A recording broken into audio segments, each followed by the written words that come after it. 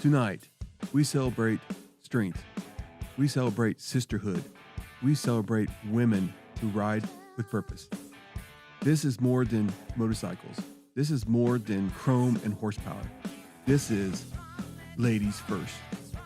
Please join me in welcoming three powerful leaders who are helping shape the future of women riders across the country. First, May Dougherty, Vice President of U.S. Eastern Region, a driving force behind growth, connection, and empowerment. May brings leadership, vision, and a relentless passion for building communities across the eastern United States. Next, we have Ellie Oltmanns, Coordinator for North Utah, a champion for riders in her region. Ellie is helping create opportunity, support, and unity for women who want to ride stronger and ride together. And we also have Melissa Weber, Coordinator for South Utah, or Southern Utah. Focused, determined, and community-driven, Melissa continues to inspire riders by bringing women together through shared miles and shared purpose.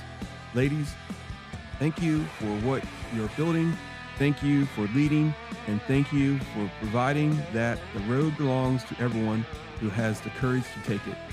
Throttle and Iron family, please welcome the leaders of Ladies First, an Indian motorcycle riding group.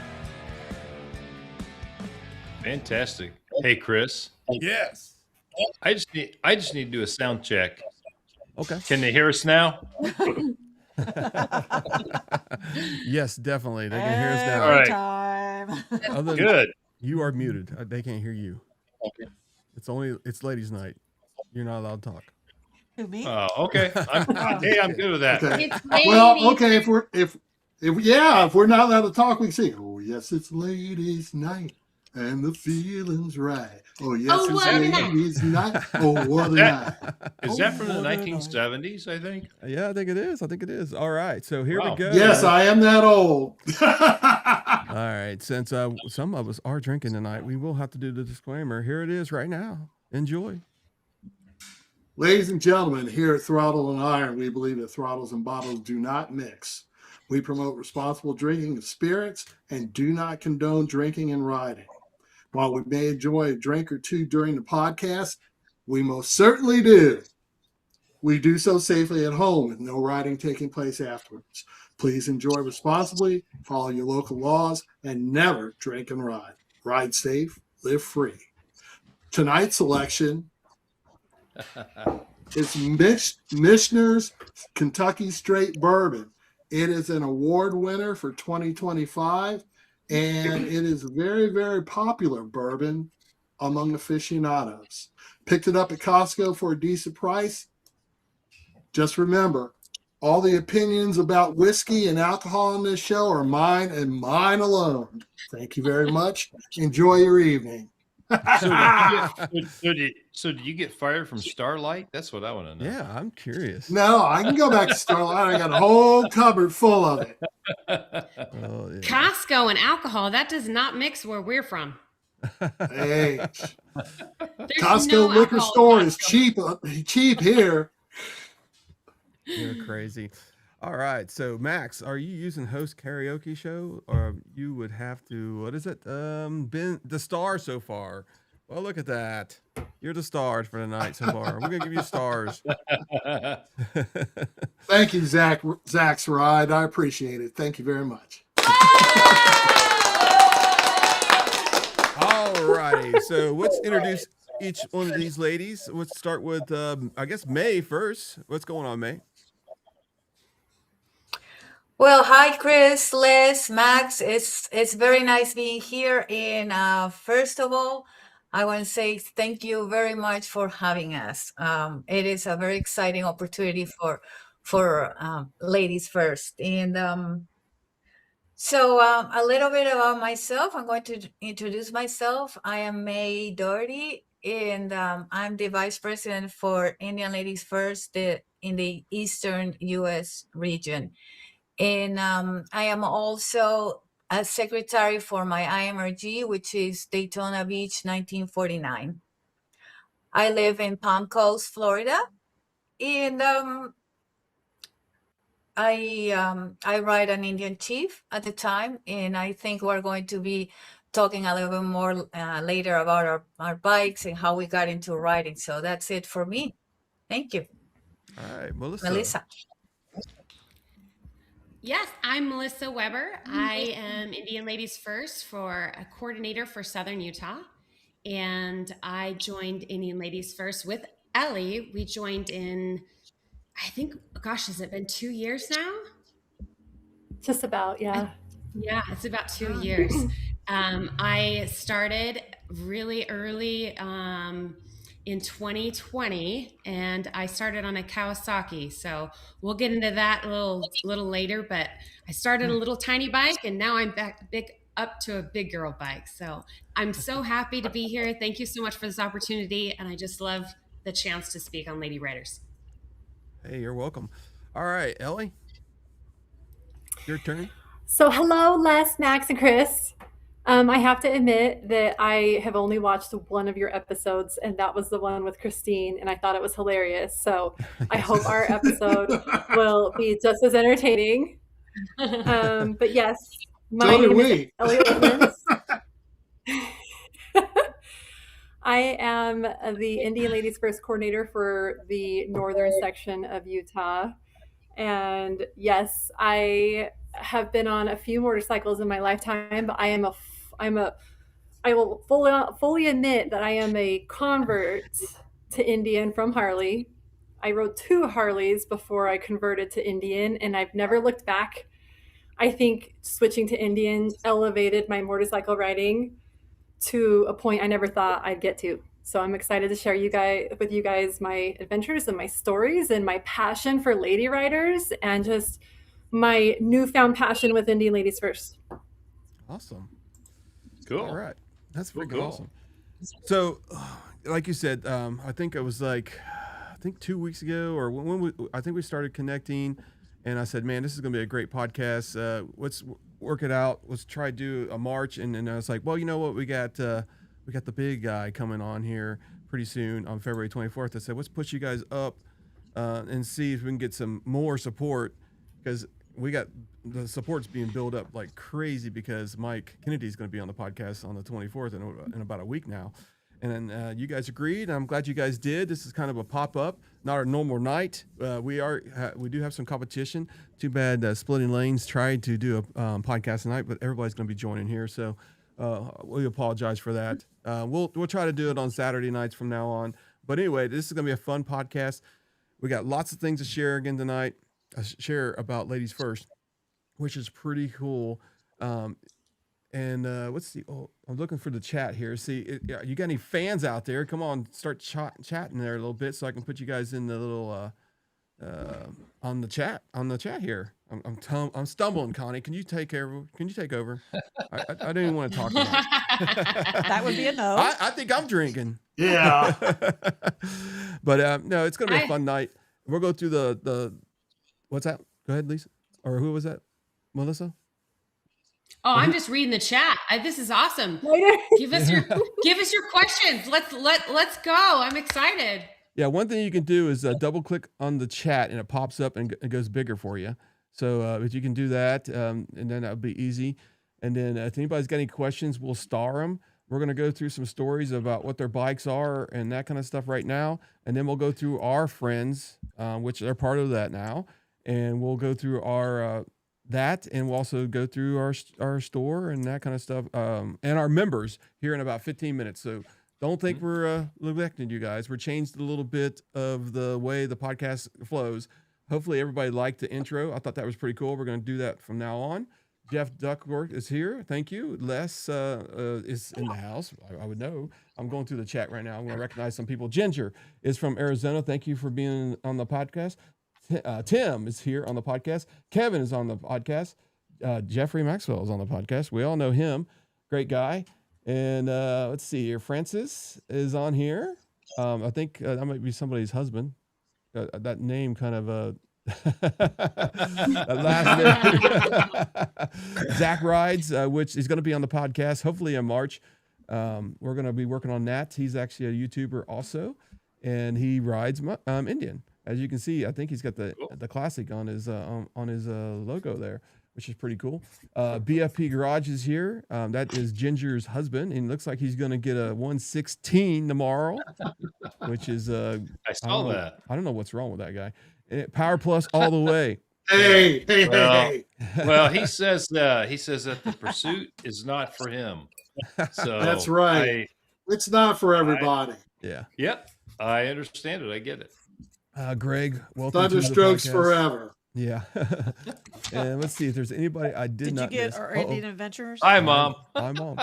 Our Indian Adventure is in the house. And did you get Wind Therapy Mike Addicts? is also, and Wind Therapy Addict is in the house. All right. Who else am I missing? Anybody? I think that's about. All right. If there's anybody else in here, start chatting away. Oh, IMRG Daytona Beach is in here, 1949. Oh, Welcome sweet. to Wow. some great fans and some great people in here. All right. So let's get started. Thanks for being here. And we'll go through the next screen here and we can start talking about some of the ladies here. So give us some funny stories. That's what we want. Funny stories. Funny. I'll put her on the spot. She wasn't ready. Like right off the bat. I'm on the spot. I've got a funny story. Uh-huh. So Melissa, I think is going to talk about it later. But we had a trip planned to Ketchum, Idaho last October. Mhm. And it had been perfect weather up until the weekend we're supposed to leave. And the weather just looks as bad as it gets. I mean, this is October in Utah, Idaho, so it can easily be cold. And it was just rain. I mean, just forecasted, just torrential rain. And I kept messaging Melissa and I'm like, hey, are you sure you want to ride? She's like, yeah, me and John, we're good. We're riding. So I'm telling my husband, cool. Melissa said they're good. They're riding. And, and then my husband, like the day of, it's like a pouring rain. And he's like, we really could ride up to Ketchum. I don't know if you guys are familiar or drive up to Ketchum. I don't know if you're familiar with Ketchum, but it's up near Sun Valley. It's absolutely beautiful. It's very Park City, Jackson Hole-esque, kind of ritzy. They got a nice ski resort, but I wanted to go up there because Ernest Hemingway is buried up there. That's a whole other story. Anywho, the morning of, Melissa's like, we're riding. So we did. We got suited up, and it was the worst rain we've ever rode in. And the thing that makes me laugh is like Melissa wouldn't back down, and I wouldn't back down. We were both stubborn riders, and we were like, screw the rain, we're riding. I don't know if you heard on the news, but that's when Tooele got flooded. It was in October, just a few months ago. And it was flooding. It was flooding. Here, let me share you a picture. All right, this is a great one. You can see. Yes. We put bags in our boots. Do you see this? That's how wet it Yes, was. we stopped at the gas station and had to put bags on our feet to keep our feet dry. And this is how normally people ride when you hit rain, you hit all sorts of weather, but we left in this. This is us leaving. Our husbands were so mad. They're like, who does this? But you know how what? determined we It's such are. an adventure. And I wouldn't change a thing. I would do it again in a heartbeat. It was so fun. It was Nice. amazing. I'm so glad. Honestly, the It's whole funny. bag on the feet trick, look at that. The whole bag on the feet trick works. That's crazy. But you know what? Some of the best bonding experiences you'll ever have on a motorcycle is when you ride in foul weather. Yep. It bonds you. It really does. Yeah, it does. It just pisses All me of our off. bikes were working, so nobody broke You guys have some down. foot fetish fans on here. When we were going to the road to the races, I never actually rode in the rain before, and it was pouring freaking down. I have a modular helmet. I even had the actual vents closed, and it was still pouring inside my lenses, and it was like dripping all over the place. I was getting wet. The water kept on filling up because I have this like thing because I try to keep it airtight for noise because I have a mic in there, and the water was just pouring in there, and it was filling up, and it would go down a little bit after I put my finger in there and it'd go back up, and I was like almost drowned in my own helmet. It was pouring down so much. And I was going 70. I was going 70 on the interstate, and Chris is like, "What the heck are you doing?" But I've never been on them. a problem. It wasn't a problem actually. I learned how to ride in the rain very quick. So, Melissa, how long have you been riding? When did you start? When did you start on?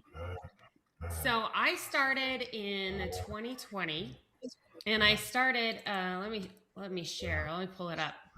I think your dog's pretty I close to you, too. I hear a dog somewhere. Yeah, I hear That's not something. mine. That's not mine. Oh. No mine. It's okay. It sounded like he was about to tear somebody up. Somebody's in the house. I hear somebody. Just kidding. So I started on a Kawasaki Vulcan. I'm glad you brought it up because Okay. everybody starts somewhere. Everybody has to start in a small bike. Mhm. This one, I loved it. It was the 800cc. I passed my test with it. After I rode that, I rode it all the way to Riverton, Wyoming for a funeral and no cruise control. And then I graduated to Indian Scout. I used the money for the Kawasaki to buy the fairing. Oh, okay. Oh, okay. Nice. It looks good on there. Yeah, it does. Yeah. So I'm pretty proud of that. I still have it. I have 2 bikes now. I still have the Scout. So that's where I started. Nice. How about you, May? How long have you been riding? What did you start on? Oh God. I don't want to tell how long, but I started riding. I started as a passenger in my mid-30s, and I was riding in the back of a Goldwing, and then there was a really old motorcycle sitting in the shed in the house, and nobody was riding it. My husband at the time wasn't riding it. It was a Honda 750, a 1980, a 750 CV, I think, Yep. if I remember well. Yep. Well, okay, that motorcycle was horrible, but I learned to ride on that motorcycle because I sat on the bike, one time, and I was sitting on it, and I'm like, I can do this. I can really ride. And so I went to school, got my permit and my license, and I started riding, and I rode that freaking old thing for about a year. Then I nice. got yes. And then I got I think it was a 2003 Honda Shadow Spirit. That was my second bike. And I rode that motorcycle all over Long Island, New England. We took trips to Ohio, Canada. It was amazing. That little bike was amazing. Wow. Melissa, would you want to pull up my photos, please? There we go. Yeah. Yep. Yep. It's on there. All right, there we go. So that is my second Honda Shadow, because there was a time in my life, about 5 years, that I didn't ride. And life gets in the way and things happen, and I didn't ride for about 5 years. So I always wanted to go back to motorcycles, and I figure, okay, let me go back to what I know, what I'm comfortable with, which is the Shadow. So that's my second Shadow. That's a 2015. And that photo was in Washington, D.C. at the last Rolling Thunder rally. I don't know if you guys been there, but oh my God, it was amazing. I have to, So I have that to was interrupt you me. here for a second. How long ago was this picture? That's from 2015. All right, 2015. So this is amazing to me, because I mean, I love the picture and everything else, but right next to that tree is a freaking Victory. Yeah, sure enough. That was crazy. Cross country. That's a freaking amazing. Yeah. That all them, You got- the Hondas and all them Harleys, gray there's a one. Victory right there. That just tells you, people wanted different bikes back in them days too. I mean, it's crazy. That's freaking awesome. This surprises me that there was a Victory in that picture. It just really does, because I just didn't think they were that proper. So, sorry about that. Oh, man. that's amazing. No, it's fine. So that I rode that Shadow for a couple of years. And about that time, I don't know if you remember, I think Indian launched the Scout. After a very long time, Indian came back, under Polaris, and they launched the Scout. And oh my God, when I saw that bike, I fell in love. So I had to have one. And that was my Scout. That's in Nova Scotia on the Cabot Trail. I Nice. took a trip Wow. with my hubby. His vintage is behind me, and yeah, that was my Scout, my 2016 Scout. And then we had a problem, I have to say, because my husband decided that he wanted another motorcycle, so he bought a Challenger. And that Challenger, oh my God, I couldn't keep up with it because yeah, here it was in my tiny little Scout, like going with the vibration, the wind and all that, and he was just like taking off. It's like goodbye, I'm gone. So I said I need something bigger. I need something faster, bigger engine, and so that's when I traded my Scout for my 2022 Chief Dark Horse that I have right now, and I have a photo that I love. Melissa, can you Yeah, show let's us go this my? way. So that's me the day that I bought the motorcycle. That's at the Indian dealership in Daytona Beach. And they were giving me, the instructions. And I don't know, but my face, I know that I look like I'm in heaven right there. It was like a dream come true because I waited months for that motorcycle. It was after COVID actually. So everything, the sales were very slow, and it took a long time, several months for me to get that bike, but that was my bike, and that's my riding story. So I've been riding for a long time. So mate, you said your husband bought a second motorcycle. I don't see the problem. Oh, this is not a problem at all. So but the problem is that I couldn't keep up with this Oh, Challenger. gotcha. That was a problem. That's why I had to Gotcha. get an armor. So you know how we Indian people are. It's all got Sure. competition. One person gets All one, right. another one's got to get one. All right. So we haven't heard from Ellie yet. Ellie, what did you start riding on, and when did you start riding? So I started young. We have a motorcycle that's been in my family for so long I don't even remember when we got it, and that was a Honda 90. Mhm. Melissa can pull up the photo. It's my. So yeah, that Honda 90, we still own it. We have kept it restored, and I still love riding it. And I don't know if you guys are familiar with Honda 90s, but they're like goats. They can climb a wall if you want them to. So I started at like 10, just riding that thing around the mountains, me and my sister. And then I didn't actually start riding road bikes until I turned 27. And it all started because I wanted to ride my Honda 90 on the streets, and I found out that I couldn't until I got a motorcycle endorsement. So I took a class and I got my motorcycle endorsement, and then I realized really fast that I needed a bigger bike. So I went out and bought a Harley Sportster, and that bike was awesome. I rode it out to Sturgis for the first time, which is crazy to me to think because that's not a very big bike, but at the time it was my baby and I loved it. Let's see what else. My Heritage. I obviously switched to a bigger bike because I just love touring. I love taking just multi-state trips. And then in between my Harley and my Indian, it was just lots of life changes, and we'll get into that. But riding has completely fulfilled my life. Like, I know that sounds corny, but I am not a hobby rider. Like, I am definitely like, this is my lifestyle. I commute to work almost every day on my motorcycle, and I couldn't imagine my life without it.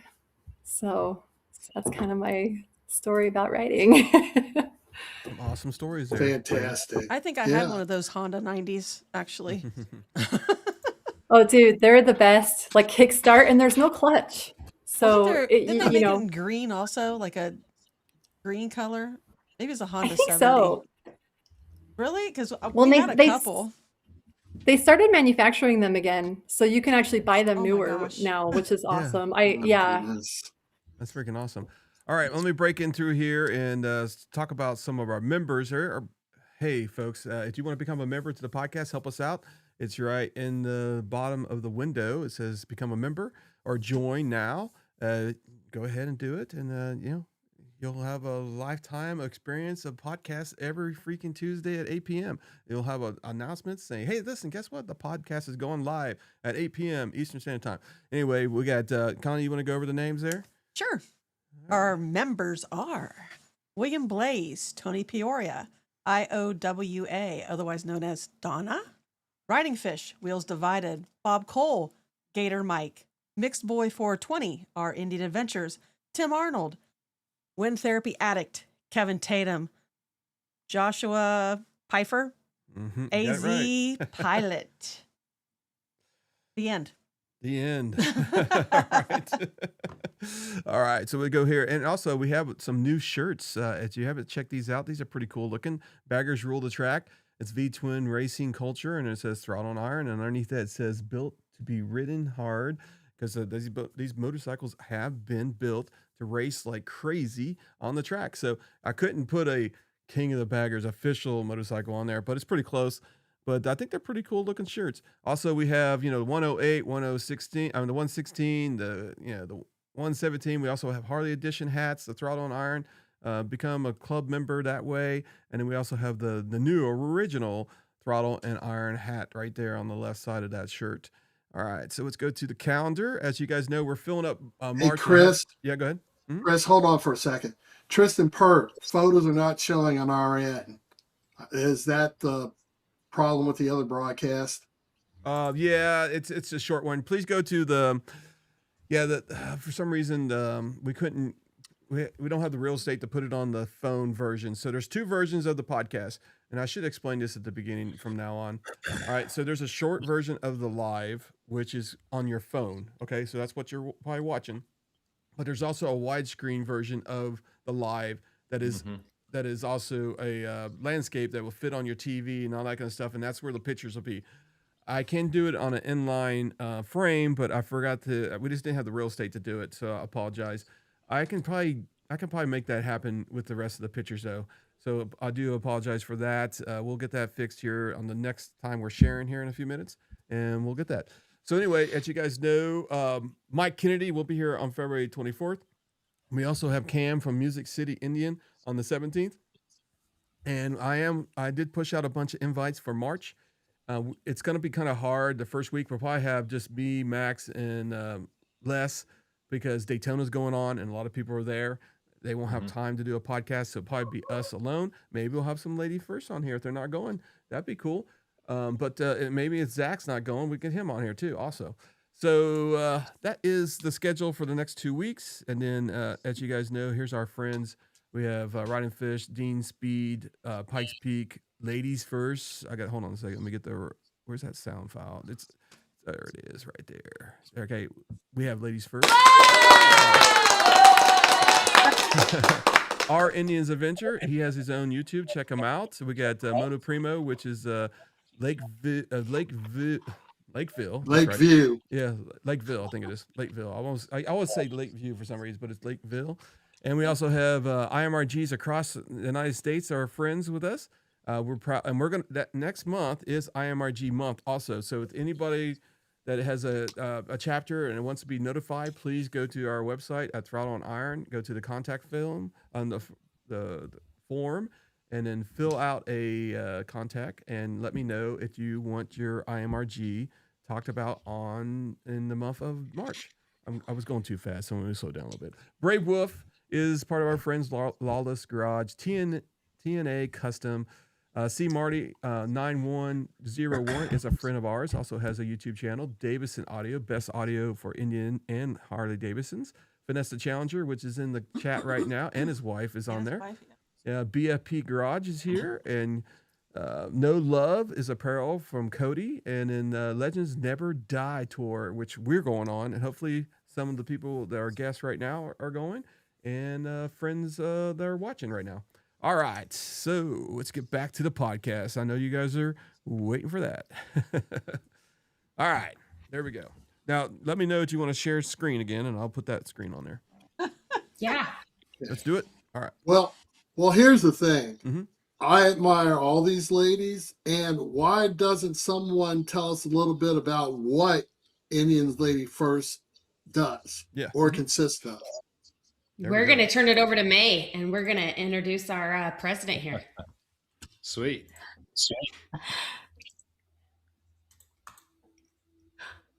Okay. Oh, yes. Here you go. All right. I'm gonna So this is our president. Her name is Corinne Truqui, and she's in France, and she is the one who started Indian Ladies First. And a little bit of the story of how it all started is in 2022 at the Indian Riders Fest in the Czech Republic, which is a very well attended. I think there are hundreds of Indian riders attending that event. Corinne was asked to organize a women's parade. And she did, and it was extremely successful. She had about 200 or more of Indian women riding in that parade.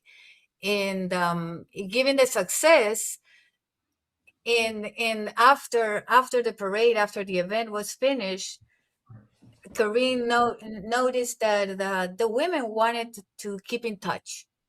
So they wanted to keep talking about the event, how amazing it was. She had created this connection. So at the time, she started a Facebook group, which is the Indian Ladies First official Facebook group. And that group skyrocketed because in 2022, it started. Today, which is at the beginning of 2026, it has over 10,000 members, just the Facebook group. So that is huge. It is, Corinne built a big community of women that share a passion, and that passion is Indian motorcycles. And that's her. She's our fierce leader.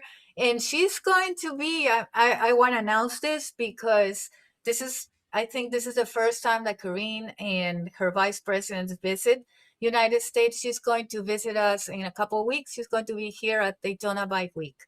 And we are extremely excited about that. They're going to be our guests of honor. Our IMRG 1949 in India Ladies First has collaborated, and we're organizing a ladies' ride, and that's the poster for our ride.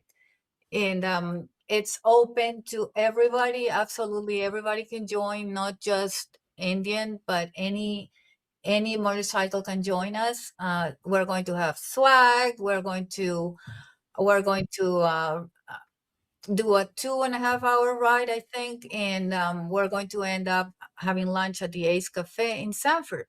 So if you are in Daytona for Bike Week, please come. This is on Sunday, March 1st, so the first weekend of Bike Week. So going back to Corinne and Indian Ladies First, I want to tell a little bit more of the story. So it all started with a parade. Then the Facebook group was created. And fast forward to 2024, I believe it's January, Indian Motorcycle Corporate in Europe recognized the group as the official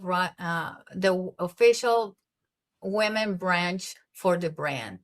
So that was a huge, huge achievement for Corinne and all the vice presidents and all the leaders in Europe. And it hasn't stopped ever since. Indian Ladies First is in 18 European countries. I don't remember all of them, so I'm not going to name them. But besides all these 18 countries, Indian Ladies First is, of course, in the US, in Canada, in Mexico, in Australia, in New Zealand, in Qatar, and in Saudi Arabia. And I might be forgetting another country, but pretty much that is our global presence right now, which tells you that women like it. Women crave that community, that sense of community that Indian Ladies First gives. And I think that it's worth clarifying a couple things. We are not a motorcycle club. We're not an MC. We're a riding group.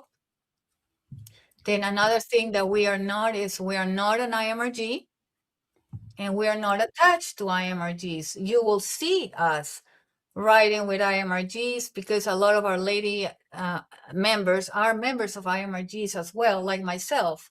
But we are not, we don't have a formal attachment to IMRG. So that's something that I wanted to be very clear about. And like I said, we are a women riders group. We ride exclusively Indians and Victory motorcycles. And what we do is we give women a sense of community, a sense of sisterhood, belonging, and a safe environment to ride. And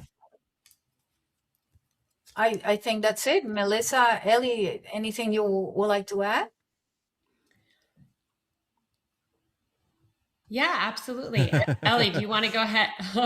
Ellie is Sorry, Ellie's our coordinator. Are you on mute?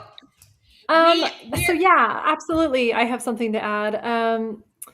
I want to go into why I think lady riders are important and what has really inspired me to step up as a lady coordinator in my area. So like I was telling you guys before, I bought my first Harley when I was 27, and one of my very first lady rides was International Female Ride Day. I'm sure if you're familiar with the riding community, everyone knows what IFRD is. I think it is the just world holiday for lady riders.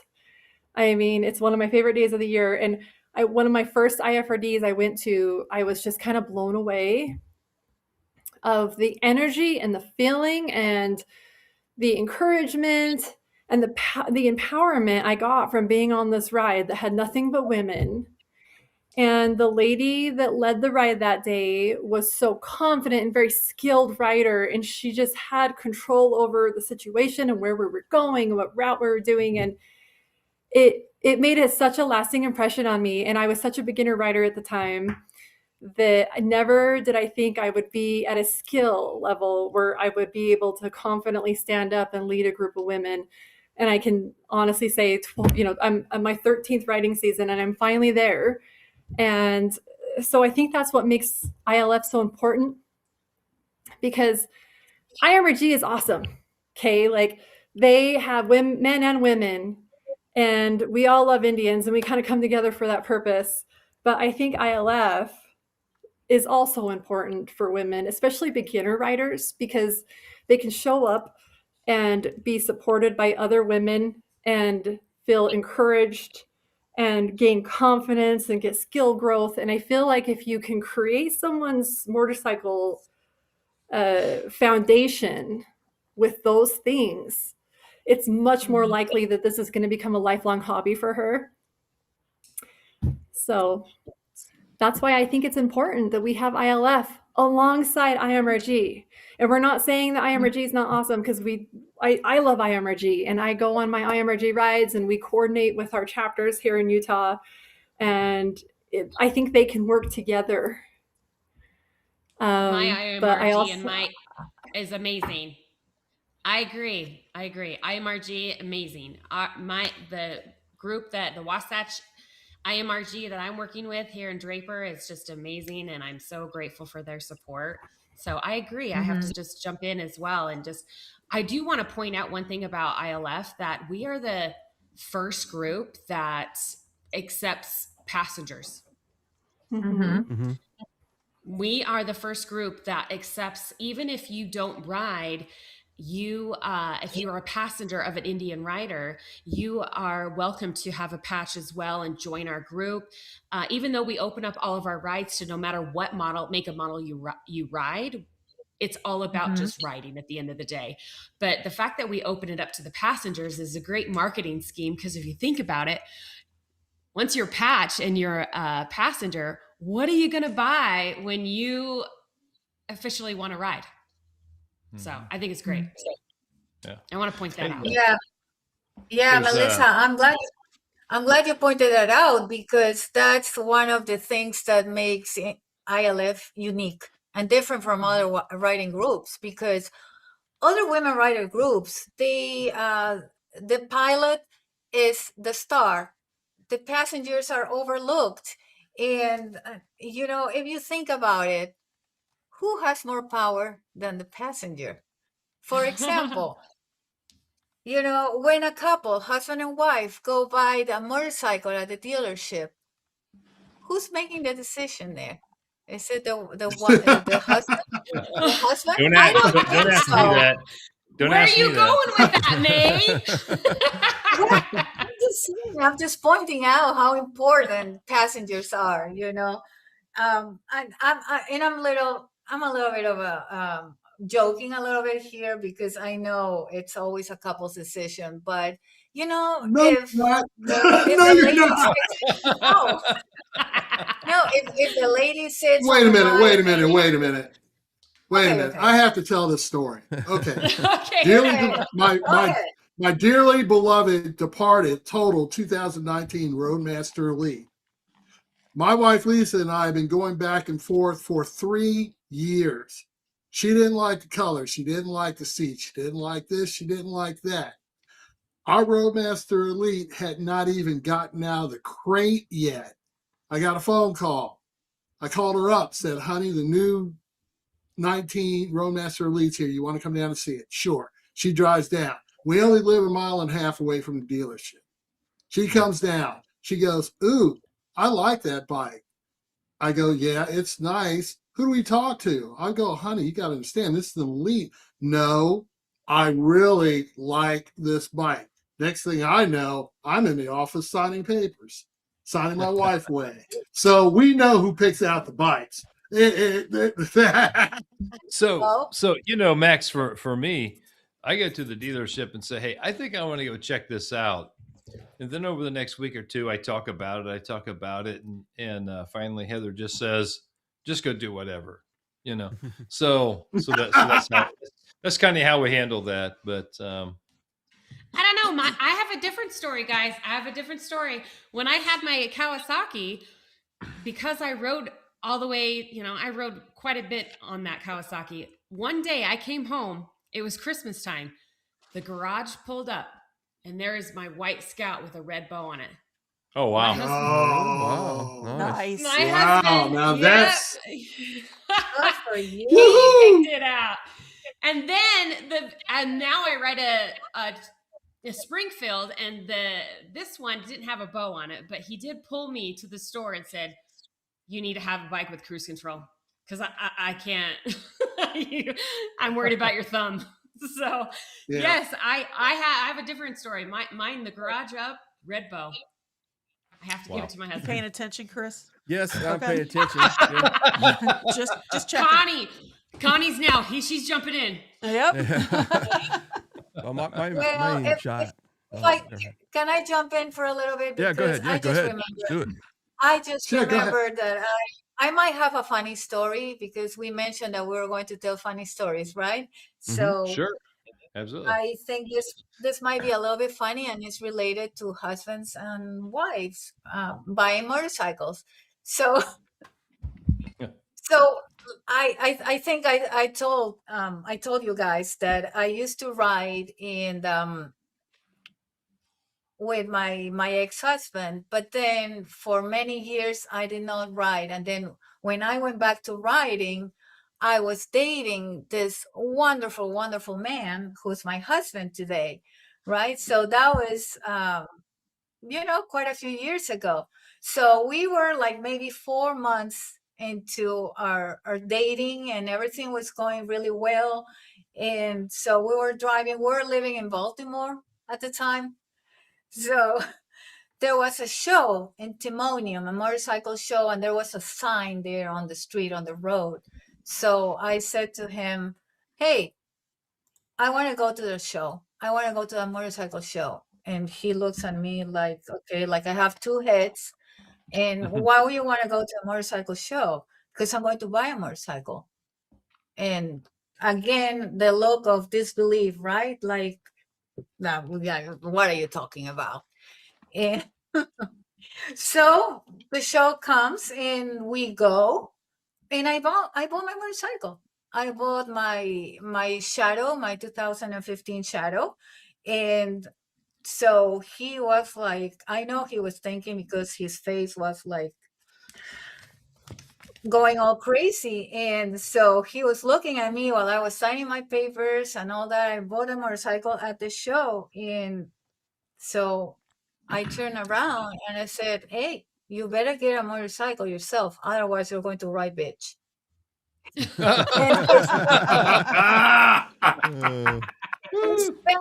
It was like priceless. I wish I had a camera.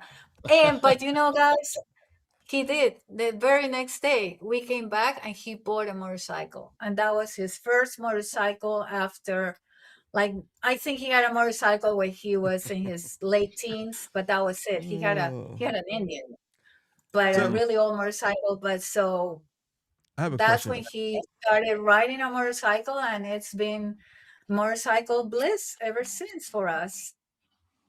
Nice. That's my story. Yeah, so I have a question for you Yes. folks. I've noticed that you guys have some pretty good sized bikes, right? So tell us about how you upgraded into these bigger, heavy bikes, and how you can inspire women to say, you know what, that bike is big enough, you know, or a lot of times my wife over here, she looks at these bigger bikes and she always says it's too heavy, it's too this. Tell us what your thoughts about, because I know you got Chieftains. I mean, I know some people, women have Challengers. I mean, inspire the ladies that are watching tonight or going to watch to get that big bike. He means inspire me. Inspire her, yeah. I think for me, it was baby steps. Like I showed you guys that photo where I started off on the Honda 90, the Sportster, the Heritage, and then finally I got on my full dresser, the Chieftain. And it's a mental game because I'll never forget when I bought my Sportster, my family, my sister, she rides. She was kind of my inspiration to get on a road bike. She was like, get Heritage. And I had a friend selling a Heritage and I got on it and I was like, no, it's way too big. So I know the mental fight. I only know of one woman, and she's like bad A lady here in Utah. If you are active in the Utah rider community, you know Guyla. Guyla is a Navy veteran, and she's one of the only ladies I know of that instantly started on a street glide, like just instantly. She's a bad A. That's kind of rare. But for me, it was just time in the saddle and practice and just getting used to the weight. And then this is something else I'm going to dive into hardcore later, is just continuing rider education. It doesn't matter if you spend 1,000,000 miles in the saddle, you're not going to learn the technical skills unless you take an advanced rider course. Yeah. So that's kind of my 2 cents on getting, because and I mean, just to give you an idea, my husband, I joke about the power, or not the Power Stroke, the Power Plus, because my husband's on a Challenger and I love it. He is 6'7". He's got bars up to here. Okay. Oh, wow. And I can ride his bike no tomorrow. I actually love his bike. I won't lie. My next bike will be a Pursuit. I love the Power Plus. It's very powerful. But I love the Chieftain as well. But I won't lie. I didn't jump on a Chieftain the first year I was riding. So the advice I'd give women is just don't let the fairing intimidate you. Like, Melissa's on a Springfield, or was it a Chief? I'm on a Springfield. Chris, you want to share the screen? Her bike is literally the same as mine, except it doesn't have a fairing. Like, there's not much different. The fairing doesn't add a lot of weight. And so I feel like just don't let the fairing intimidate you. Like if you're into long distance riding and going multi-state, oh my gosh, the fairing is going to make it so much more comfortable for you to throw down miles and not be tired at the end of the day. Amen. So that's all I can say is take some classes, get some time, practice. Yes. Don't let the weight intimidate you. Share the screen? Oh, okay. Yeah. Okay, I'm sorry. Just yell at me. All right, there we go. I'm trying to type. There you go. Oh, there you go. Okay, so let me explain. I got chat on both sides. I'm looking at it because I just had to update my scripts and stuff like that because there was a couple stupid idiots in the chat and I had a ban. But that's the reason why I'm kind of defocused right now. So I'm making sure the chat stays clean, and that's the way it is. Sorry, just yell at me. Say, Chris, share the screen. I did. So Ellie, if you go to a Mhm. Power Plus, Max will never talk to you again. That's right. Traitor. I'm sorry. You know what?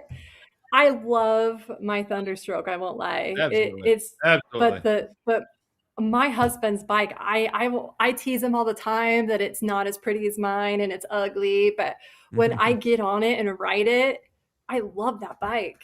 I do. Yeah. And I know I want a pearl white Pursuit. That's going to be my next bike. Ah. But before then, my goal is to get over 100,000 miles on my Chieftain, and I'm at 83 right now. So in just a year or two, I'm sure I'll hit 100,000, and then maybe I'll get my pearl white Pursuit. So That's a great hey, pick. Chris, Yeah. you could sell her yours, and then you could get yourself another new one. Yeah, there we go. Yeah, here I thought I was giving you an attainable, an unattainable bike to find. And Yeah, where no, did no, you no, find? no. You found one. There's Yeah. always another bike. Yeah, the unicorn. Yeah. The unicorn. It is the unicorn. But I have to tell you my love story with my husband, because my last husband tried telling me not to buy a bike, and guess what? We're not married anymore. And then I was bound. Well, that makes sense. Yeah. And then I was bound and determined to never get married again. I had no intention of getting married again. And then my husband, Robert, found me, and he has this powerful persuasion and convinced me to go out with him. And then the beautiful thing with me and Robert is we both love motorcycle riding. Like it's our marriage has started based on that love, and he throws down any adventure I want to go on. He doesn't care how far or how bad the weather is or how cold it is. Like, he's just down. So this was, we eloped in Vegas, and we got married by Elvis, and we got on our Harleys. We were on Harleys at the time. And we rode down the strip after we got married, and that's one of my favorite photos Robert took of me. I actually have my bouquet of flowers on my tank. But I was getting ready to say that is priceless.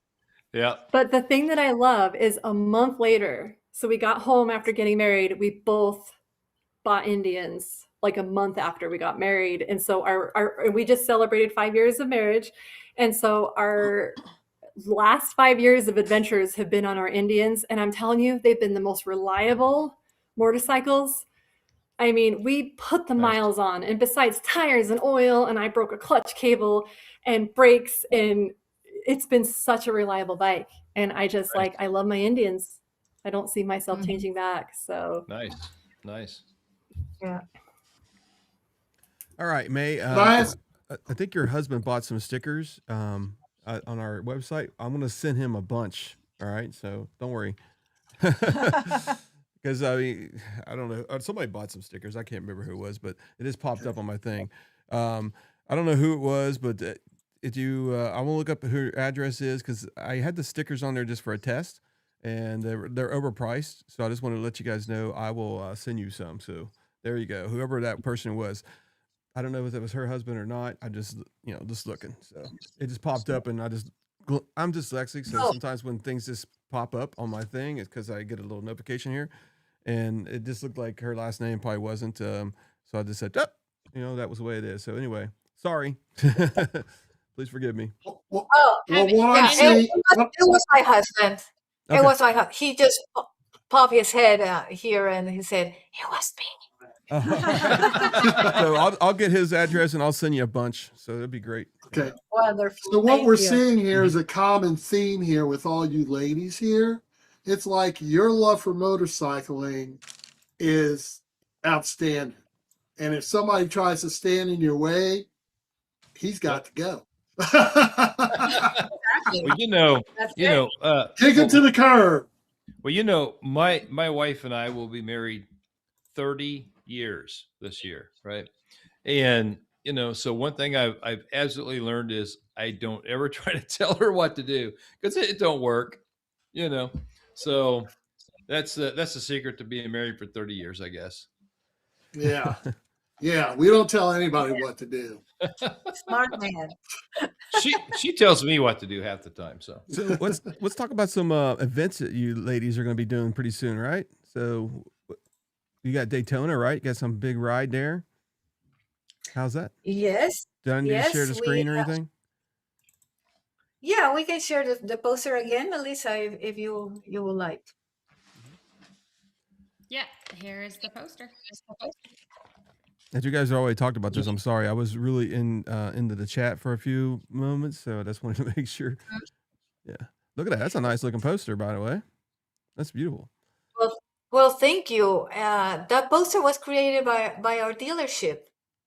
Nice. Our dealership is very excited to put together that we're putting together this ride.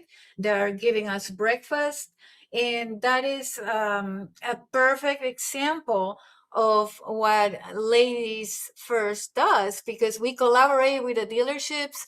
We usually start our rides from the dealerships, and they know that we're bringing women to the dealership to look at the motorcycles, to look at the clothing. And as women, we're always buying clothes. So there's no way that we are going to not go to a dealership and not walk out with a bag, or at least a t-shirt, at least. So they know it, and they welcome us very much. My dealership in Daytona Beach is fantastic. I am very grateful for all the support and the enthusiasm, because we're going to have a tent. Indian Ladies First is going to have a tent at the dealership, and we're going to have meet and greets with the European ladies that are visiting us. And they're going to be attending all the rides, all the owners' rides. We have a fantastic owners' ride also the day before on Saturday, the first Saturday. It's going to be huge. Last year we had about 200. I think this year we're going to have more people. And then the other thing I wanted to mention is that IMRG 1949 is this is the third bike week that we do this. We do daily rides. So if you want to ride through the most beautiful roads in Florida, roads that nobody knows except us, because we're the locals, you have to come. You have to come join our rides. They're all departing from the dealership every single day. And so enough of IMRG pitch. I just wanted to jump a little bit into the collaboration model between ILF and IMRGs, and because I think it's important to talk a little bit about that a little bit of serious stuff. Oh yeah, that photo. Thanks, Melissa. So that is the Ace Cafe.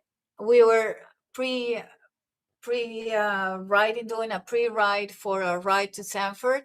And the woman who's next to me, her name is Tammy. She's our ILF ambassador for South Carolina, but she divides her time between Florida and South Carolina. So she was here.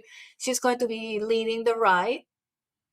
And the guys holding the flag are our IMRG members. And so we usually do a lot of events combined. IMRGs, ILF, we always collaborate, and it works very well for us. We have realized that having ILF within our IMRG is a win-win situation for everybody, because it's brought a lot of women members to our group. There was a time when I joined the IMRG about 3 years ago that I was the only woman riding. There were passengers, members of the IMRG, but I was the only woman on the motorcycle riding. And I made it my mission, sort of like a personal mission, to change that.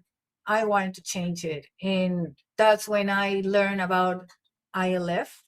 I love the idea of ILF, and being an IMRG member, I wanted both groups to integrate, to collaborate, and to, be friends, if you want to put it that way. And I think that has happened big time, because I have ILF members from Florida who have joined my IMRG, and IMRG ladies who are joining ILF. So it's working both ways. And, that really makes me happy. It's something that it gives me great satisfaction, and I'm not going to stop. I mean, this is what I'm passionate about. I'm retired. I have plenty of time to do this and to put all my energy. Sometimes it feels like a job, like another job, but I do it with a lot of passion, a lot of love, because I believe in this. That photo is last year during International Female Right Day, which is another big event that we put together. We always collaborate with other writing groups.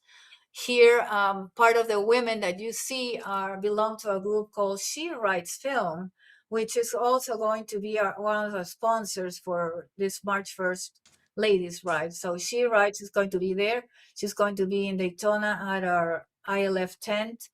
And so here we have women who are ILF members, but we also have women who ride Harleys, who ride Hondas, who ride Kawasaki, sports bikes.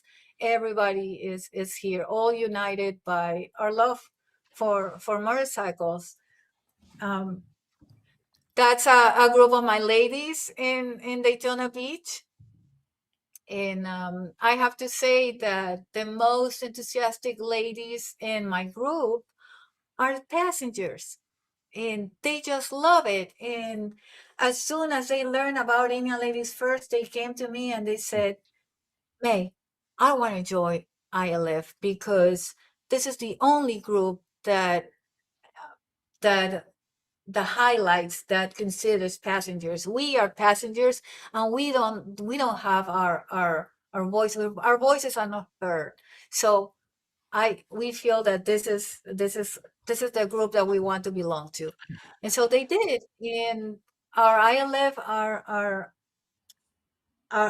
we have an activities committee in our IMRG, and the director is Indian Ladies First. We've done several events, including a charity event last year under her direction, and it's all just working wonderfully. And I just wanted to mention it because I feel that there's a lot of misconceptions about Indian Ladies First and their relationship with IMRGs.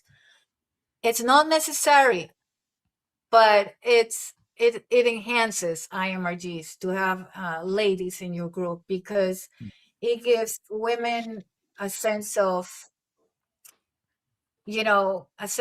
belonging. It makes them more comfortable. The men that are ride leaders are now more mindful that we have ladies who are sometimes beginners.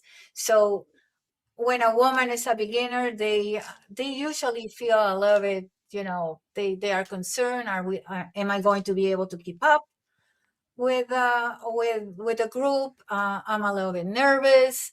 And so now that we have ILF members, we are more mindful of that. And I'm going to stop, but because I can talk for hours. I can really talk about. You don't have to stop. It's fine. Okay. Well, this is speaking your of, mic. So I also want to open it to questions. If there's a question about ILF, I'm happy to answer them, or Melissa actually, or Ellie. Yeah, actually, quite a few questions. Yeah. Okay, cool. Any chapters in the Midwest, more specifically in the Northern Ohio area?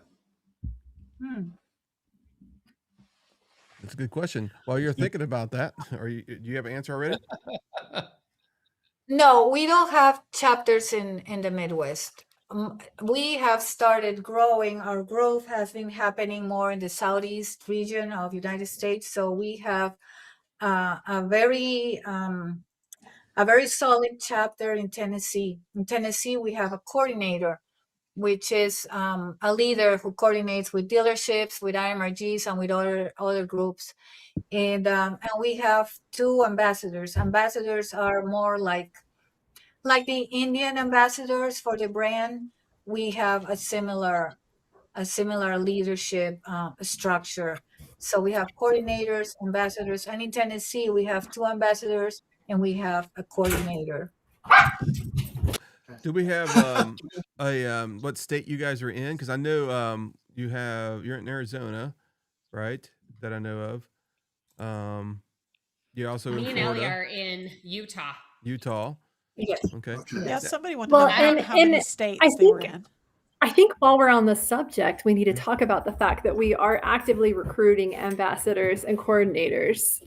Any woman who wants to stand up and be a leader in their community and represent Indian Ladies First and the brand Indian needs to reach out to us, because we're looking for these coordinators and ambassadors. And something that me and Melissa really strive to stress to our ladies is, women are mothers and their wives, and they also have a life. And so I think stepping up into one of these roles, you have to really just look at your life and decide, what time do I have to spend on this endeavor? And just go with that. Like when I was asked to step as coordinator, I looked at my calendar and I kind of asked myself, what could I do? How much time could I spend on this? And something, and a goal that I kind of made for myself. Go right ahead. I coordinate and host a meeting and a ride once a month. So every first Saturday of the month, my ladies and I get together and we have a meeting and we have a ride. And then we also organize and coordinate an event every quarter. So I feel like if any woman is really wanting to stand up and represent their area, reach out to us. I mean, we have an Indian Ladies First page for Utah. May has one for Florida, and there's also the official one that's for the whole world. So, and if you reach out to them, Corrine will message you back and give you everything that you need to know to step up as an ambassador or coordinator. And we can also let you know if someone already is in your area stepping up as in this role. I do have, there is a Vicky ILF in Virginia that said, hey, great job, Indian Ladies First. It looks like she's part of the group there in Virginia. Awesome. Yes. And then you have Ginger. It looks like she's a proud Arizona ambassador now. Hi, Ginger. Hi, Vicky. And Chris, if your wife wants to be part of it, let them know, because I know she rides Indian. So I mean, there you go. So we have present. Go ahead, Melissa. Sorry. I was just saying, we want to stress that when we do our rides, you don't have to just ride in Indian. You can ride all makes and models, and you can join us.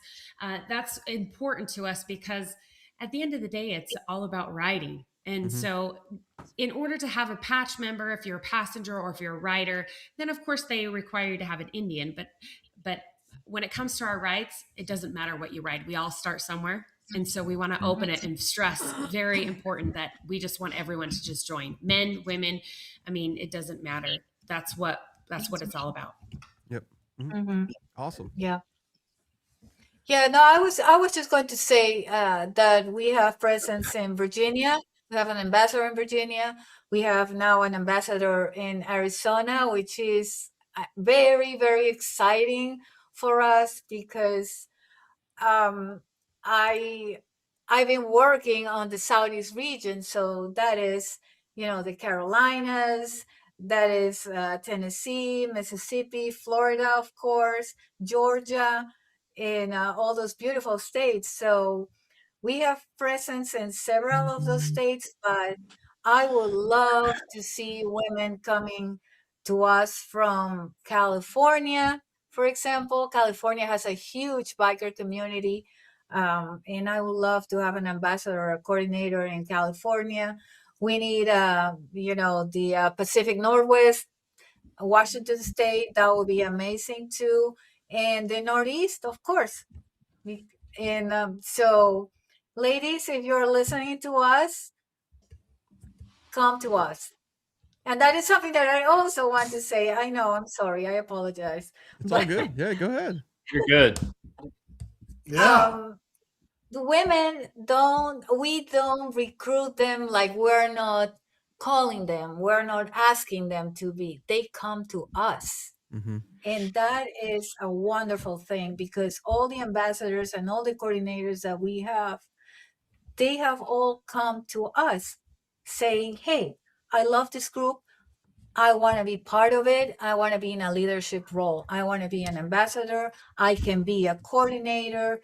And so we we have like a little chat, a little conversation, and then we onboard them on what is the role, requirements, and voila, you are in. You do your thing.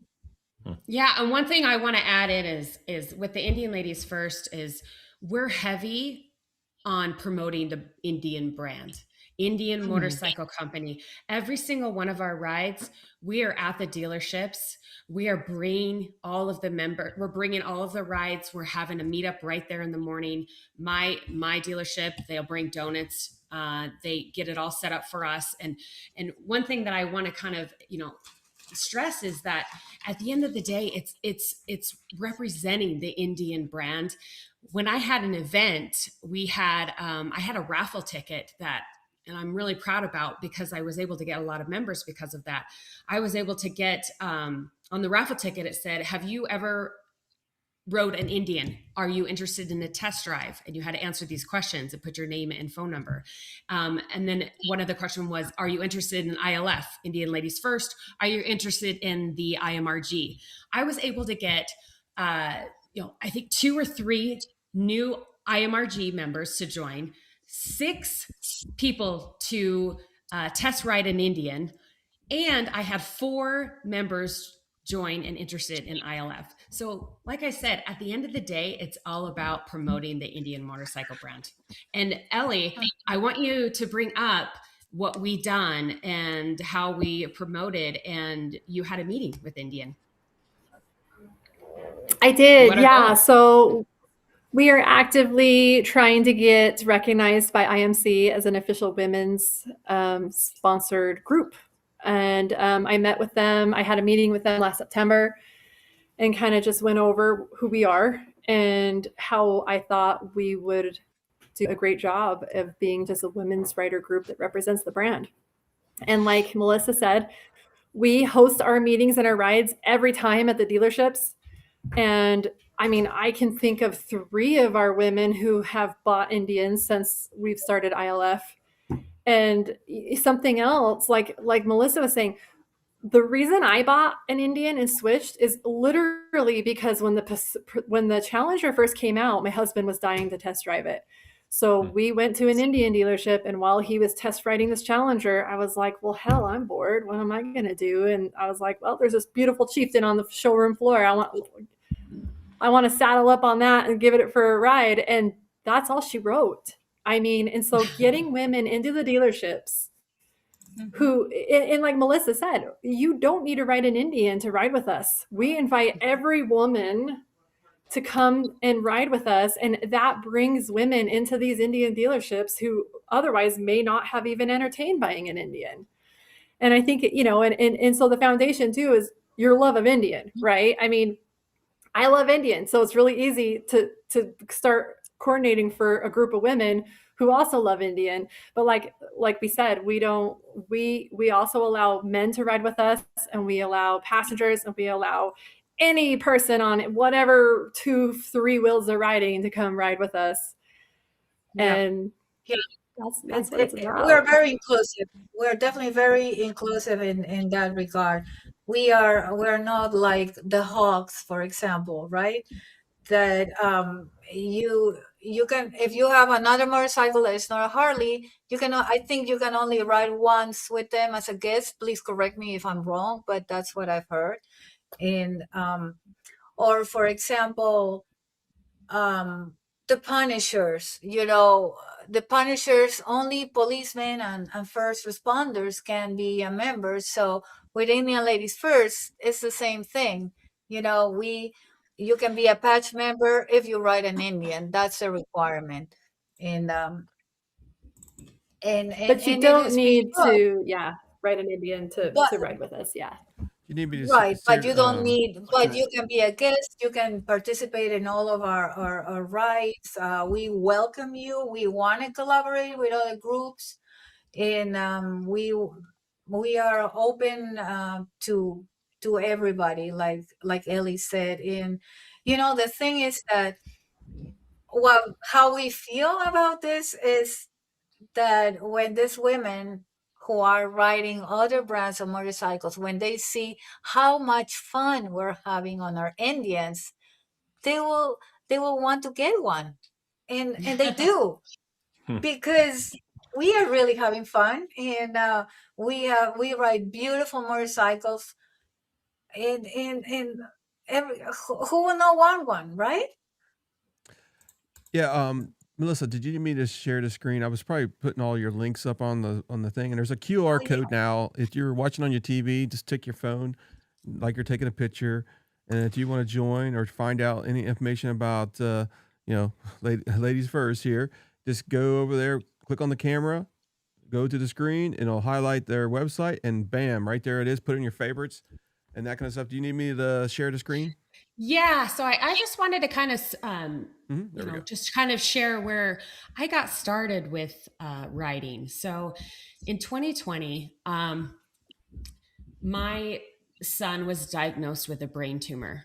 And as you know, in COVID, where the hospitals were limited for you to go into the hospitals, I wasn't able to go see him. He was newly married, only 10 months. And so I purposely, on my decision, took a back seat so his wife could be with him. And I needed an outlet.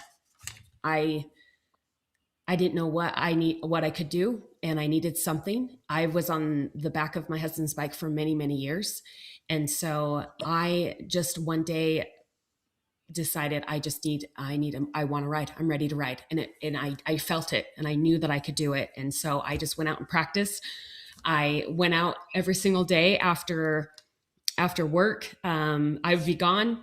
I remember one time my husband, one time my husband was making dinner, and I said, I'm going to go show my friend my bike.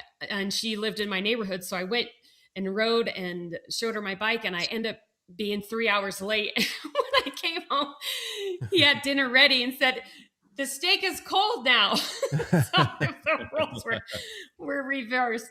And the picture that I'm showing here is just, I wanted to just show that my family, both of my sons at the top, ride motorcycles.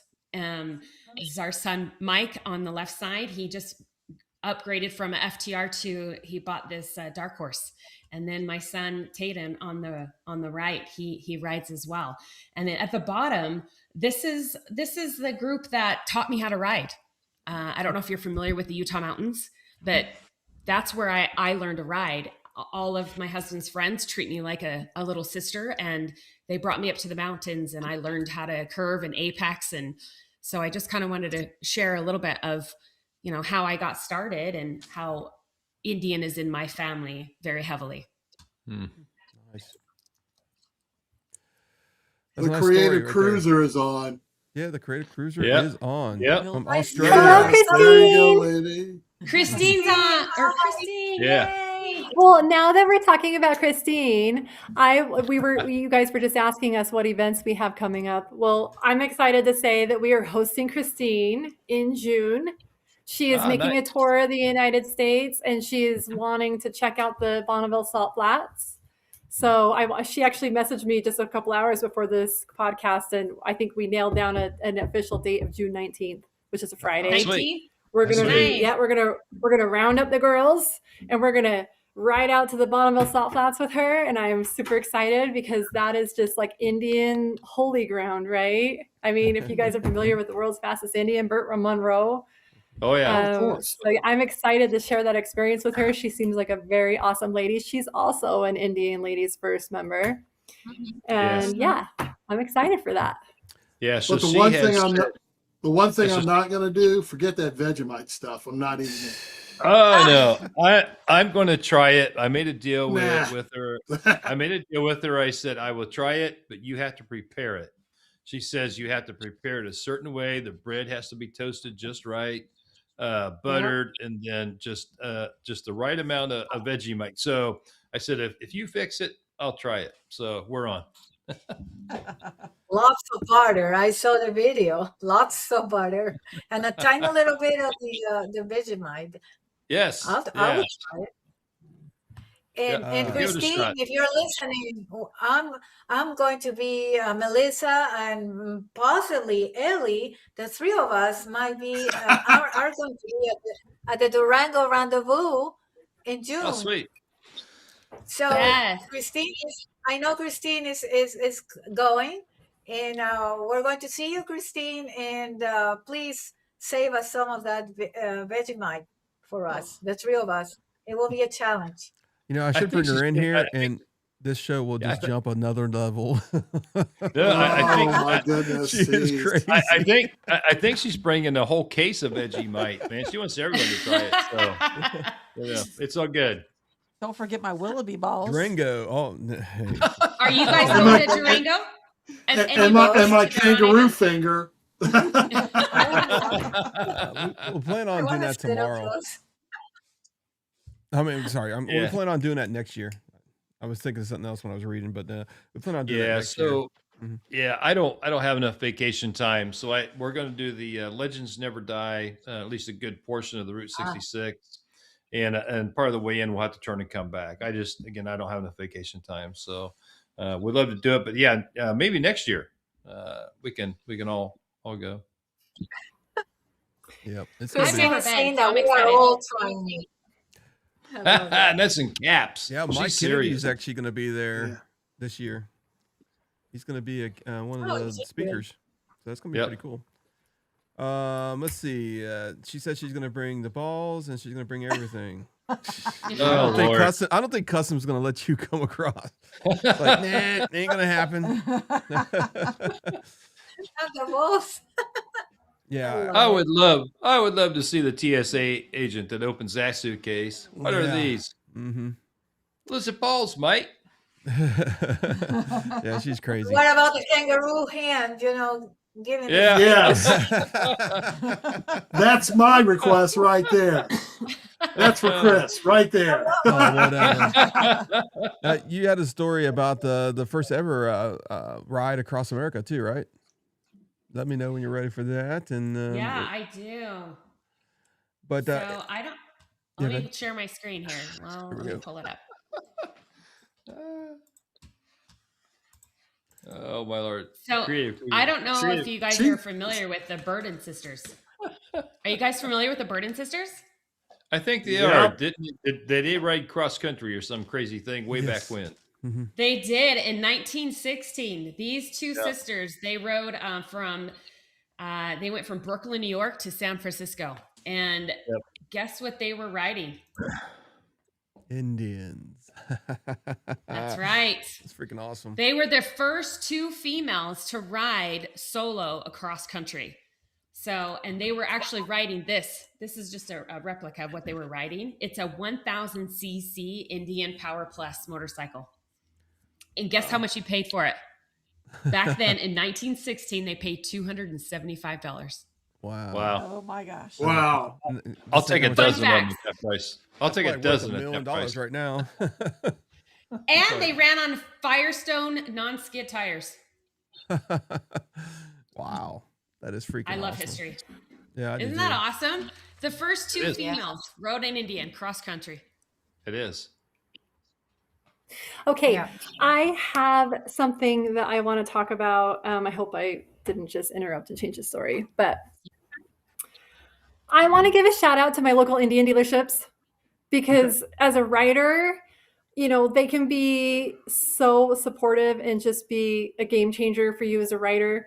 And I have two awesome stories. And so just to give you an idea, like Utah's broken out with 4 Indian dealerships. And it's interesting because the 2 in the north are Young Power Sports and the 2 in the south are Moto United. And I think they're both awesome. But I'm pretty lucky because I live in Centerville, Utah.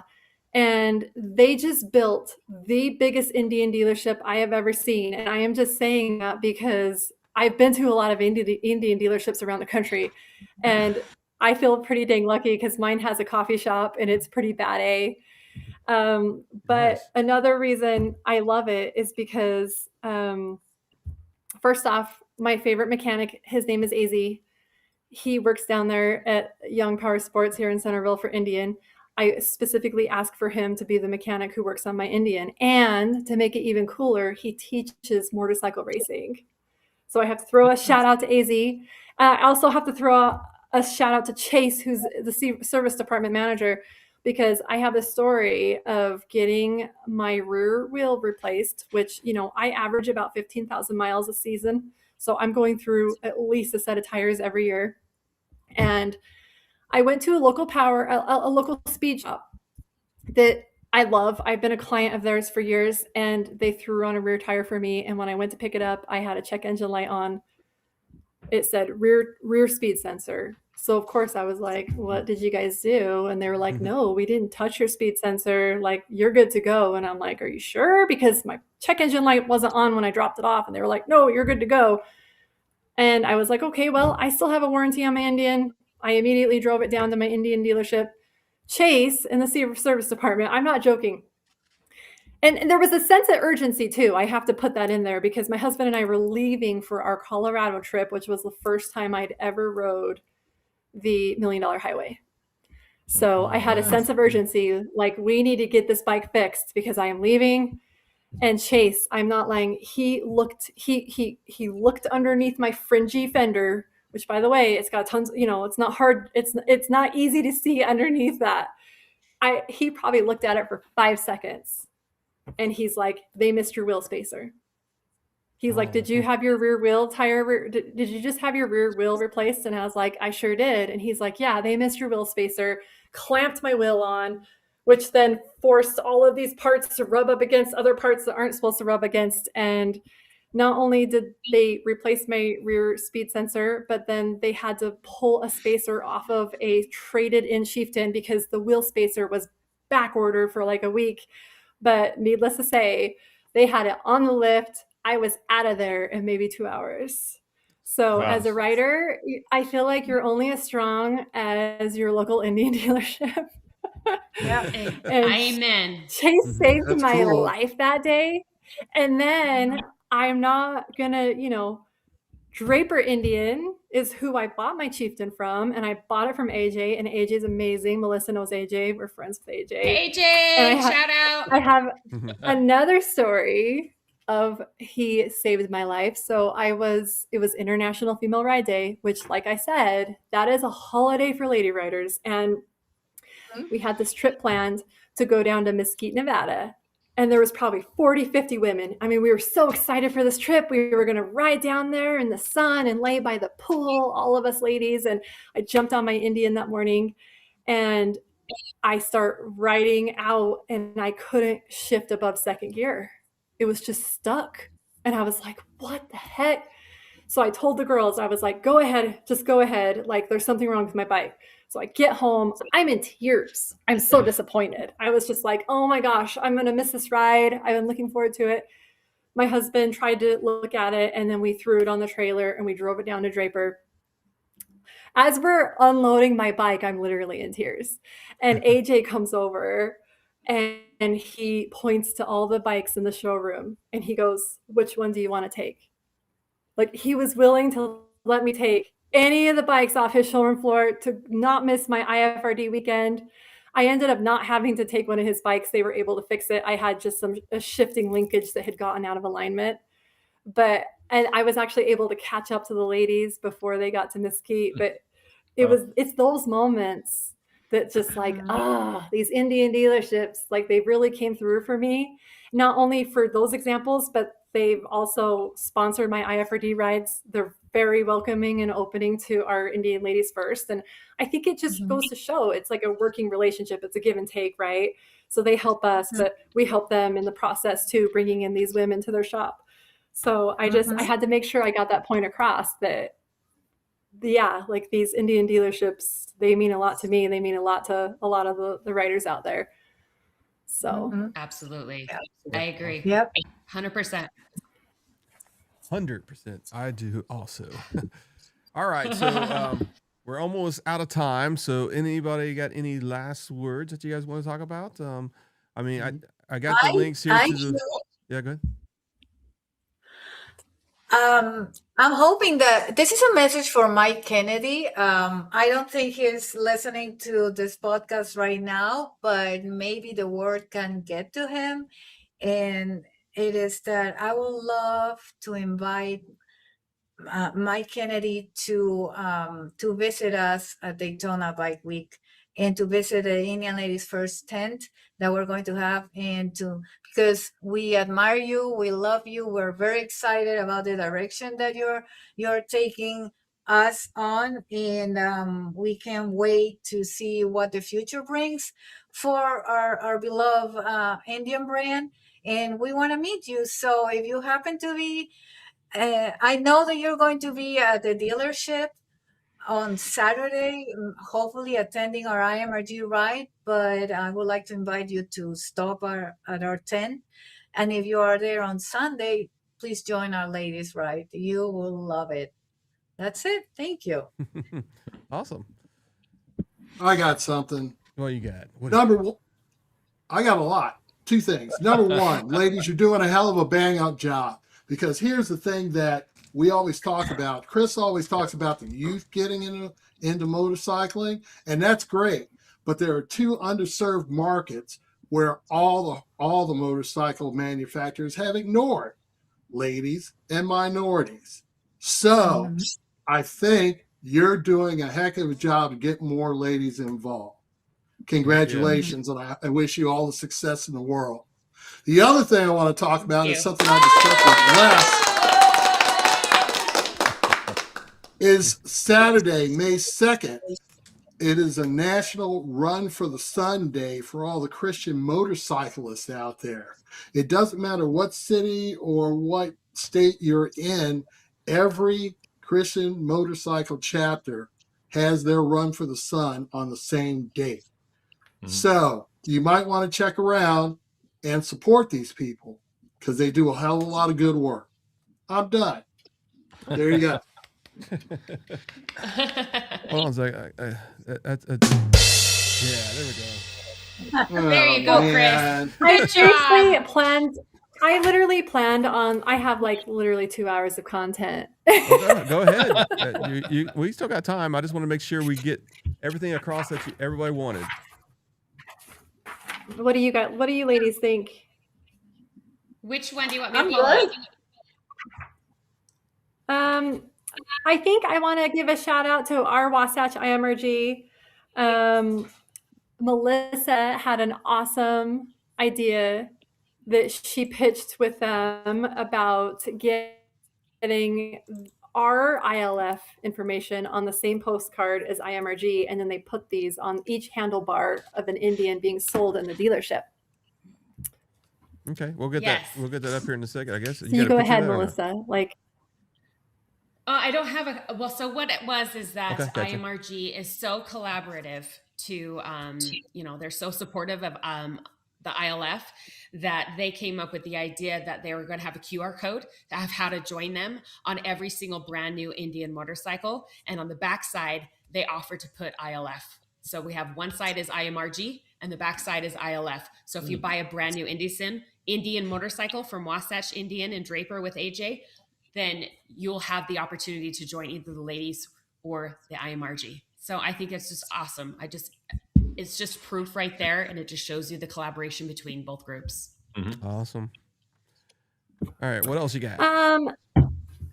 So I wanted to talk just about Sturgis and how I absolutely love Sturgis. And I know Christine was kind of like, I could spend 3 days there and be fine. But for me, it's just like this whole environment. And I've met some pretty awesome lady riders and influencers there. And let's see, Melissa, if you want to show photo E. Photo E. Okay, let me go to that one. So I don't know if you guys are familiar with Gloria Struck, but she is a matriarch of women riders.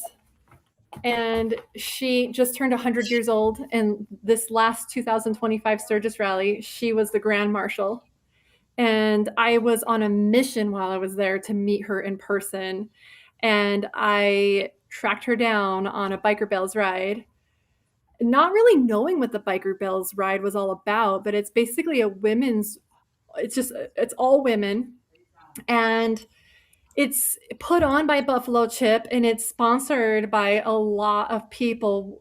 One of the groups, obviously being the biggest, is Harley. And I bring that up here because I think it would be awesome if Indian would sponsor it or organize a just as awesome lady ride that this is. And while I was on this ride, not only did I meet Gloria Struck, which was just like the most amazing experience for me, and she autographed her book for me. I also met Ellie Rains. I don't know if you guys are familiar with Ellie Rains, but she is the founder of the Midwest Women Riders. And she is organizing the World Record Female Ride on June 11th through the 13th in Rockford, Illinois. It looks like the current, and this record is just all women motorcycle ride. And the record stands right now at 1,549 ladies at one ride. And I think this is so exciting. And if you go onto her Midwestern group, you can see some of her group photos and just how many women she gets to participate. And as a lady rider, I look at other women like this and I'm just in awe of them. And they're just one reason why I get up and do what I do every day. Like May said, this is a lot of work. I mean, I have stepkids and a husband and a job on top of trying to organize and doing all this.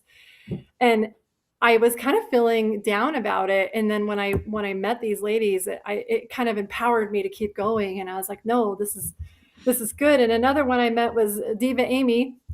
She was chose to lead the ride. She was the Buffalo Chip ambassador that year. And then let's see what else. I have so much to go over here. The biker babe.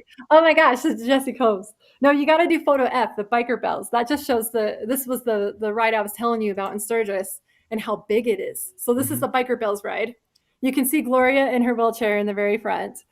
And we had a police escort through Sturgis, through the Black Hills. It was like the most, and then we got back to the Buffalo Chip and they just like gave us swag on swag. And I just think it would be so cool if Indian would sponsor this. But and then another, so I don't know how much you guys are going to let me talk, so I'm just going to pick my key points. Show them photo. Look at that sexy woman. The roadside photographers. I absolutely love the roadside photographers there in Sturgis. You can see, so I bought some pretty snazzy boots this year for Sturgis. Those were my deerskin boots because I hate deer. I call them my fuck them deer boots. I like that. I really like that. Because the closest call I've ever had on my motorcycle has been deer. I try to drive really defensively, but those damn deer, I mean, I was in Sturgis and it was getting dark and I just saw a flash of fur in front of my headlights. It was way scarier for my husband because he actually saw the deer running across the road. But for me, it was just a flash of fur. And I can't stand deer. But that goes into my next one. Show photo H. This is what I was telling you about, Chris. Well, that one's cute too. That's the donkey. That's a whole other story. That's like a close encounter with a Route 66 donkey. And he chased me. It was pretty hilarious. I didn't have any carrots for him, and he chased me. Okay. Was that in Arizona, out near Oltmanns? Yes, Oltmanns. Exactly. Yeah. I'm familiar. So, obviously Mike Kennedy is like bad A guest, okay? And that I'm so excited you guys have Mike Kennedy coming on. Now, this needs to be your next guest. I've never met him in person. He is like a legend to me. His name is Larry Swenson. And I actually talked about him to IMC when I had the meeting I had with them in September, because he's just like, so this is his 2014 Chieftain. He had over 500,000 miles on it. And I can't, like, if you look at his handlebar, I actually wanted it to be a goal of mine to get my handlebar to look like that. Here, his hand grips, how worn out it was on the top one. Go up. Oh, is the top one? Yeah, the top one. Oh. See? Oh, wow. That's how much he rode that motorcycle. Crazy. Oh, wow. And I'm in awe because I commute to work almost every day on my bike, 60 miles round trip, and I'm still at like 83,000 miles. And the other thing that kills me is Larry has been, I read an interview where Larry said, my riding is not terribly exciting. I've put on all those miles within 100 miles of my house, and I don't really care about that. I'm like, I want you guys to get him on. And anyways, I'm skipping ahead. A deer took his ass out. A deer jumped out in front of him. Thank goodness Larry was okay, but his chieftain was not okay. And I think you should get him on your show because I want to hear him talk about the kind of maintenance he put into his bike. Like, because from what I heard, he didn't replace the engine. Like it was literally the original engine. He didn't crack the case is what I was told. And I want to hear what he has to say about riding this chieftain with that many miles, because he's an inspiration to me. I want to put as many miles on mine as he did, because I love the Thunderstrokes, Max. I do. And one reason I do is because of Larry. And I think you need to have him on your show. Like, I got to mute Max. Hold on a second. Hey, Zach Ride says that Larry is awesome, but he's on a Yamaha now. He's on a Z-Max. Oh, really? Oh my God. Indian. Oh, that's sad.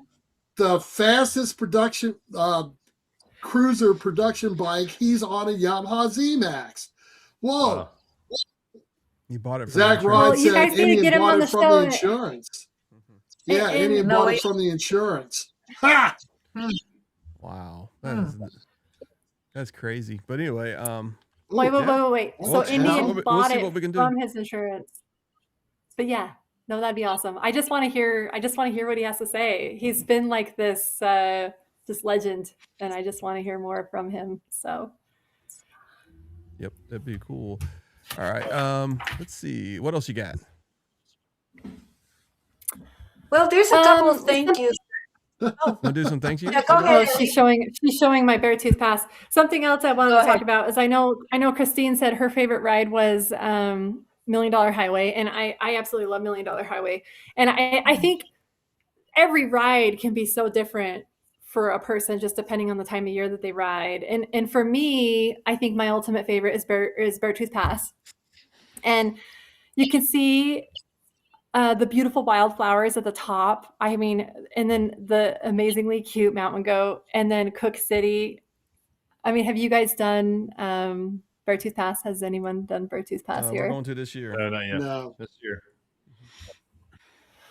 It's almost at 11,000 feet, and it can. I mean, Melissa knows the weather can be very questionable, but I think it adds to the allure, because I've done it and it's been beautiful and sunny, and I've done it and it's windy and raining, and you think it's going to blow you off the mountain. And I've actually loved it both times. It was either bad weather or good weather, and I think the bad weather just amps up the adrenaline and just makes it so exciting. And I just love it. And then, you drop down in the Red Lodge, and if you've ever done the Beartooth Rally, that rally is amazing. And Bone Daddy Custom Shop kind of organizes it and facilitates it, and they do this still horse rodeo every year, which is just hugely entertaining to go out there and participate in the slow races and just get crazy. I have another photo of the still horse rodeo. It's photo. Yeah, there you go. So I did the slow race. I took first place the first year I went. The second year I went, I took second place. I love it too, because the lady who beat me, she got a little older and she got a lot better, and she beat me the next time. I totally dropped my bike in the dirt. That dirt is like as slick as ice, but they have such awesome people in the rodeo grounds helping you pick up your bike. And then they have crazy games like the picture of me and my husband. Yeah, he had to take the toilet plunger, and I had the toilet paper roll between my legs, and he had to try to get the toilet paper. Okay. So I thought Christine was crazy. I'm just kidding. Nah, leave that one alone. I saw something like that on the cruise we went on too. So and that's Bone Daddy. So if you ever do the Beartooth Rally, all I can tell you is participate in the Still Horse Rodeo because it's so fun and it's an arena full of people and it's just an adrenaline rush. And I have a blast every year we do it.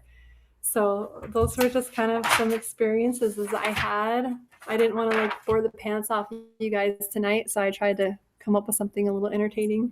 It's all good. all good. I do have. Jeff Maxwell said Beartooth was his favorite. Yeah, it's going to be our favorite too, probably. All right, so You're going to love it.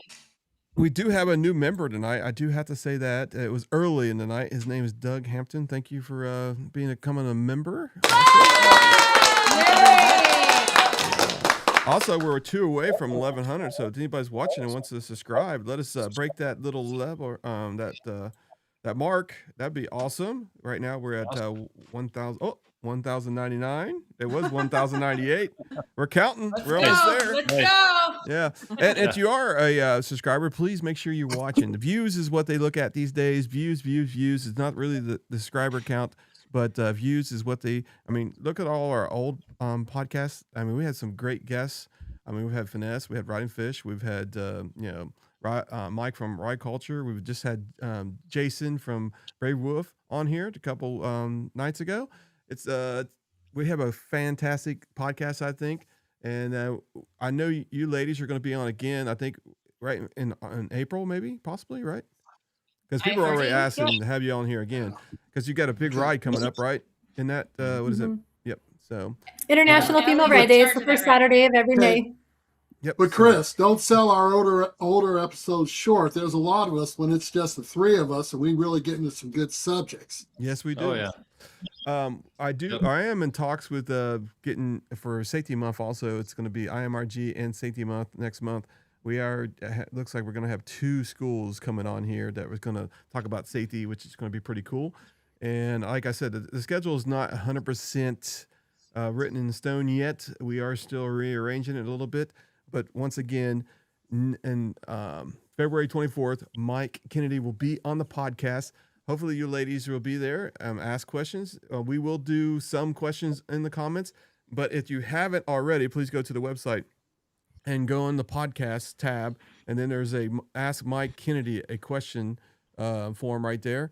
And also, if you are somebody watching and you are an influencer and would like to be on the podcast, right above that is the podcast consent form, and you can pick a date or choose a date in that form. So there we go. So let me go Don't ahead. forget the cutoff date for those questions. Yes, Give the cutoff date. February 17th is the end of the questions. And if you are aftermarket dealer, please also use the other form because there is one just for you. We will do them questions first. So the first thing happens, we talk about, from where he started to where he is now. That should take about 15, 20 minutes, maybe. And then we will go right into the questions. We'll see. It'll probably be more than that. I told Max it's going to be 3 hours, but we're going to try to hold off to make it about a little bit less than 2 hours. What's that? Well, in all seriousness, Chris, we've got to leave plenty of time for the questions because we're up over 100 questions now, I think, have been submitted. So, so if you got questions, get to the website and get them out there so we can get them to Mike. The good thing is there's a lot of questions that overlap, which is going to be helpful, but there's a lot of questions of the same thing, and which is going to be cool that we'll be able to condense them down and really concentrate on what people are thinking. Right now, I think, as you guys know, I just put a video out this other day, kind of rushed it a little bit. Could have did a little bit more time, but I wanted to rush it. Harley Davidson did have some financial issues on the last quarter, but go check out video. Yeah. Yeah, you're welcome too. Anyway, building stamina. Okay, here we go. What's the questions here? He was, I think, great idea, Ginger. Okay, I'm going to the what do we got here? What's the questions, Connie? Looks like a bunch of people. I think they were talking amongst themselves. Okay. Yeah. Jason's been here for a while. Thank you for being in here. We got some great members. a 3-hour. I'm just going through the chats Yeah, here. 3-hour tour. I think that's what Jason was. Oh yeah, the Santa. Yep. It's going to, Yep. Oh, now he's got. It's going to be a 3-drink night. No kidding. I'm gonna need more ice cubes. All right, Done now. Nice. So Dude, Ellie- ice cubes was gone, so man. Ellie, you got May and Melissa. You guys want to do some thanks and that kind of stuff real quick, and then we'll call it a night. Mhm. Yeah, absolutely. Connie, I posted the ILF official page on the guest chat. I don't know if you can share that with the comments. Anybody, like Ellie brought up earlier, anybody who's interested in being an ambassador or coordinator for your state, we're hoping to have every single state at least have one. Please join our Facebook page, official Facebook page, Indian Ladies First Official. Go there, look for details for a Zoom or a meetup so we can coordinate. Ellie's already put a post out on that. Ellie, if you want to go ahead and speak on that. Yeah, it was an Indian ladies writer group. I think it was, that's literally what it was called. It was just like, it was a Facebook group. And I put out a post just saying we're looking for coordinators and ambassadors for ILF. And I got a huge response. I mean, I had like 60 or 70 comments on that. I actually told them to watch this episode to get more information on Indian Ladies First. And yeah, I mean, all I can tell women is if you want to give back to your lady writer community and you love Indian and you kind of want to go on that foundation, like hit us up.